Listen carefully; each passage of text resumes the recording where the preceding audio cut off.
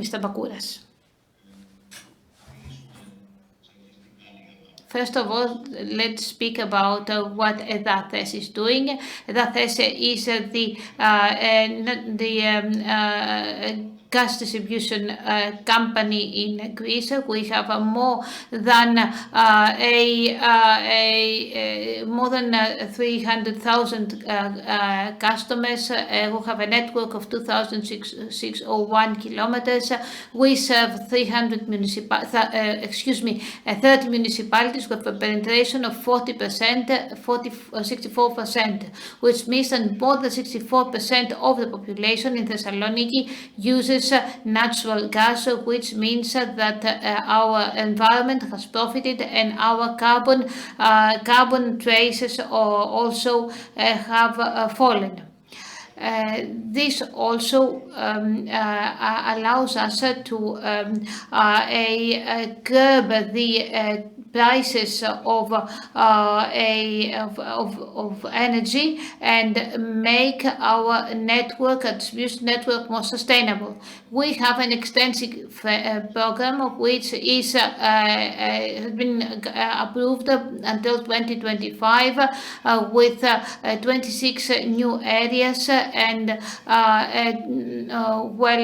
total investments of 155.6 million euros.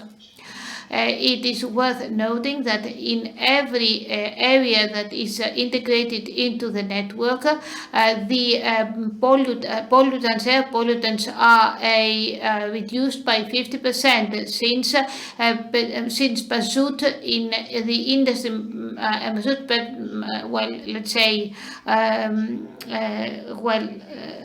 petrol and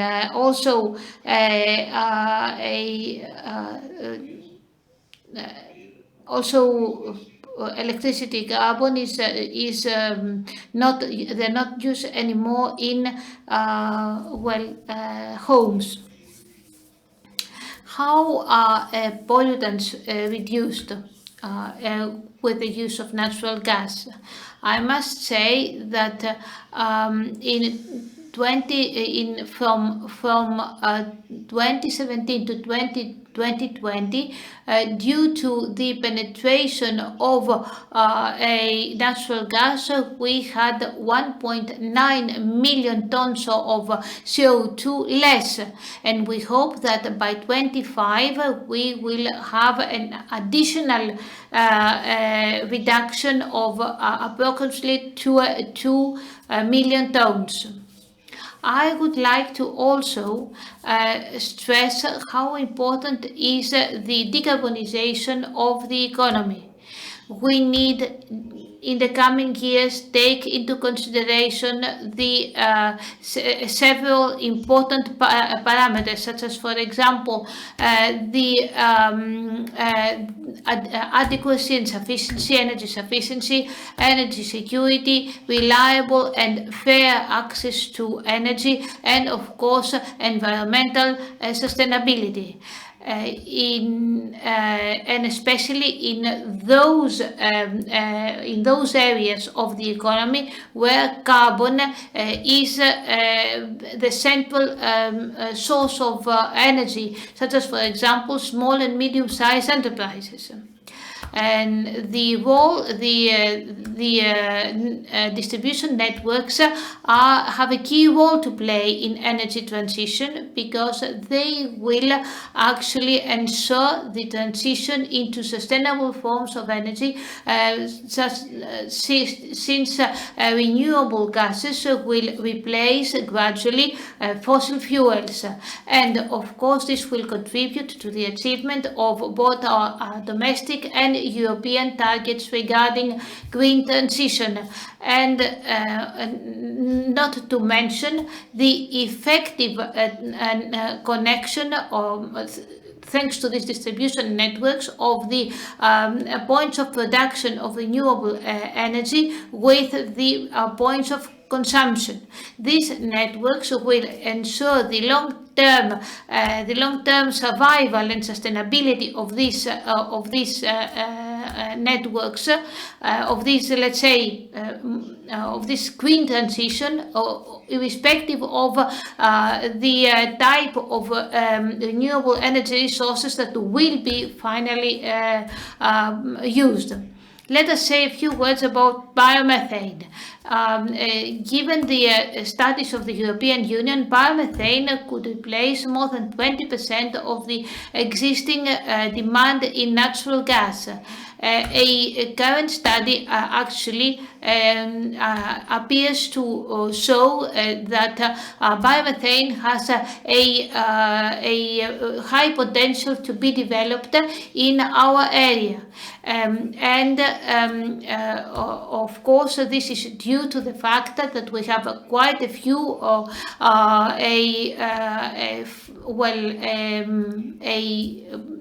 farming waste processing units.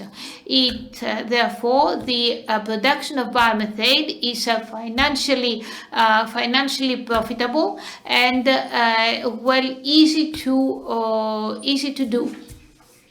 What are now the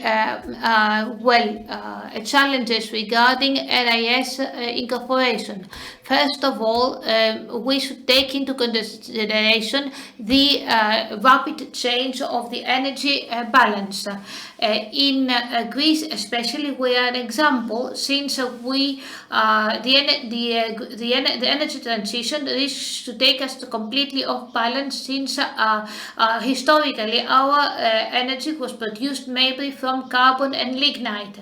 We need therefore to ensure that there will be no sudden changes in the voltage and of the network and the supply. This will mean that we need new infrastructure and new networks. We also need storage technologies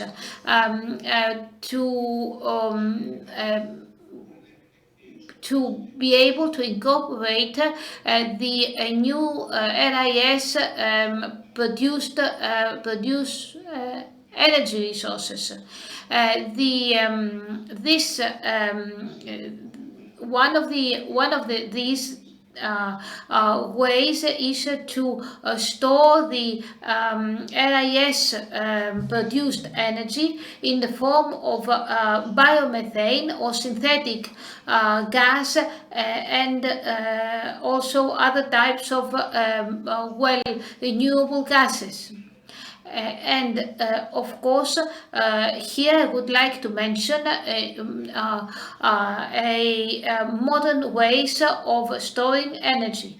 Batteries, as you know, have their problems and are not widely known, whereas natural gas can easily be stored in reservoirs. Pumping storage capabilities can only be developed in areas with specific climatic and also geographic characteristics, and in any way it is very expensive and very challenging from a design point of view. All this, of course, creates an interlinking and interrelation between all these types of technologies. We have digitalized our networks. We're in the progress of digitalizing, let's say, our networks, and we will continue to do so in the coming years, since this is one of the prime prerequisites for energy transition.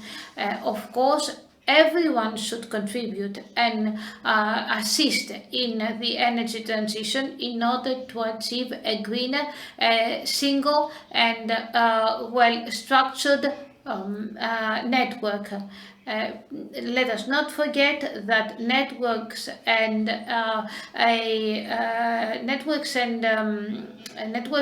digitalization are a primordial element of green transition. And of course,